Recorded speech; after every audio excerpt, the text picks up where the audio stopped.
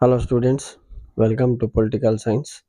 आमे देखिबा 3 मार्क या क्वेश्चन माने आइरु गुटे मार्क धारा, गुटे अनुच्छेद, गुटे संशोधन आईन रिलेटेड क्वेश्चंस सब बळे तुमको एमसीक्यू रे नले डेस फिलअप रे थाउची। तेणु आमे चलो केतरा इंपोर्टेंट धारा, अनुच्छेद वो संशोधन आईन आडे नजर पकेबा। अच्छा पिला मन जो मन चैनल को नुआ आछो, channel T subscribe करनियो।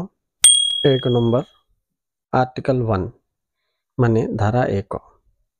Article 1 states that India is a union of states माने भारत राष्ट्र मानकर एक संघ बा भारत एक संघीय राष्ट्र बोली कहे। नेक्स्ट जीवा धारा 248 रिजुडरी पावर माने अवशिष्ट क्षमता। आमर संघीय व्यवस्था रे अवशिष्ट क्षमता जो बाकी अच्छी माने तीनोटी तालिका आमर अच्छी क्षमता बंटन रे केंद्र तालिका, राज्य तालिका, युग्म तालिका बाद जो क्षमता थाए ताको अवशिष्ट बा अतिरिक्त क्षमता कहते। इंग्लिश रे रिजुडरी पावर बोली कहबे। आर्टिकल 248 सहित डील करछि।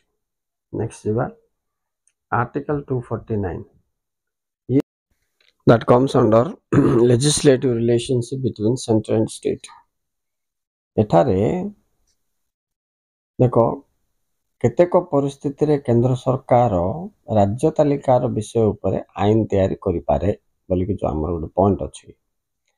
ताइरे धारा 249 अनुसार यदि राज्यसभा अनुरोध इटा को आमे एंती लिखि परिबा, राज्यसभा अनुरोध क्रमे जातीय स्वार्थ दृष्टि राज्यसभा उपस्थित 2/3 सभ्य मानकर समर्थन रे केंद्र सरकार चाहिए राज्य तालिका अंतर्भुक्त कौन सी विषय उपरे आईन तैयारी करि पारे।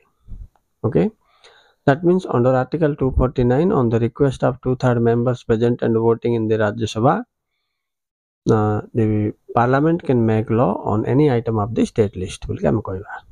नेक्स्ट आर्टिकल 352 एटा होची जातीय जरूरी परिस्थिति माने नेशनल इमरजेंसी। ये भी कौन हबो ना केंद्र और राज्य सरकार मध्य ଥିବା व्यवस्थापिका संपर्क जदि जातीय जरूरी परिस्थिति जारी हुए तबे राज्य तालिकार जेकोसी विषय रहले केंद्र सरकार तार आईन प्रस्तुत करि पारिबो।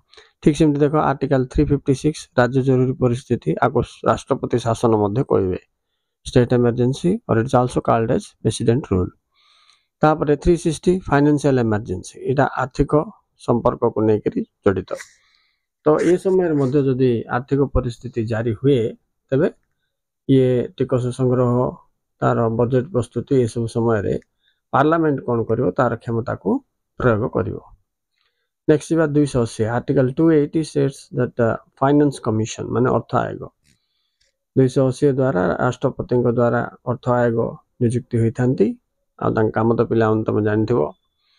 नेक्स्ट 148 आर्टिकल 148 से होच कोन appointment and functions of controller and auditor general CAG बोलिबे शॉर्ट रे ने महाहिसाब रक्षकंकर कार्यावली जे कि राज्य सरकार को दिया जायतिबा दान अनुदान मुद्रा ठीक से कार्यकारी होईची कि नहीं यार तदारक करथांती। ओके, नेक्स्ट होची आर्टिकल 263 अंतरराज्य परिषद interstate council it's composition and functions. तापर जीवा 312 article 312 relating to appointment functions etcetera. अच्छा, नेक्स्ट इज माने सर्वभारतीय सेवा थिला तमर धारा 312। तापर 253 कोन देखिबा अंतर्जातीय चुक्ति और राजीनामा। नेक्स्ट चलो जीवा अनुच्छेद माने शेड्यूल्स। ये अनुच्छेद रे सप्तम अनुच्छेद गोटे इंपोर्टेंट, एकादश अनुच्छेद, द्वादश अनुच्छेद तीनटा important. 7th schedule, 11th schedule, 12th schedule. 7th schedule deals with the distribution of power between central and state government. Next 11th schedule deals with the rural local self government, panchayat raj व्यवस्था जोटा हम कहचे। आ 12th deals with urban local self-government, its functions, composition, etc. माने सप्तम अनुच्छेदता क्षमतार बंटन विषय रे एकादशता तुम ग्रामांचल स्वायत्त शासन विषय, द्वादशता सहरांचल स्वायत्त शासन गठन कार्यावली इत्यादि विषय रे दर्शाई थाए। नेक्स्ट आईन संशोधन आईन संशोधन विषय जीवा बेले तीन टा तुमको बहुत इंपोर्टेंट 52 गोटे 73rd अमेंडमेंट एक्ट गोटे 74th अमेंडमेंट एक्ट गोटे नहीं तो ये 52 अमेंडमेंट एक्ट 1985 रे हितला दल बदल आईन को रोकिया पाए ताको एंटी डिफेक्शन एक्ट बोल के कहबे। तापर 73 टा 1/3 reservation for womens okay in the rural local bodies panchayat raj व्यवस्था रे दर्शाई छी। सीधा का 74 रे से reservation for womens ST SC कोठी जे अर्बन लोकल सेल्फ गवर्नमेंट माने सहरांचल स्वायत्त शासन व्यवस्था रे बोल दर्शाई छी। अच्छा या छडा एमानकर कार्यकाल पंचायत राज व्यवस्था रो 5 वर्ष बोली ओ सेमानकर निर्वाचन जनित आईन गुडी को ये सब मध्य एठारे दर्शा जाई छी। सो एतिक थिला तुम पई इंपोर्टेंट धारा अनुच्छेद और संशोधन आईन। Okay students thank you very much for watching. Please like and subscribe.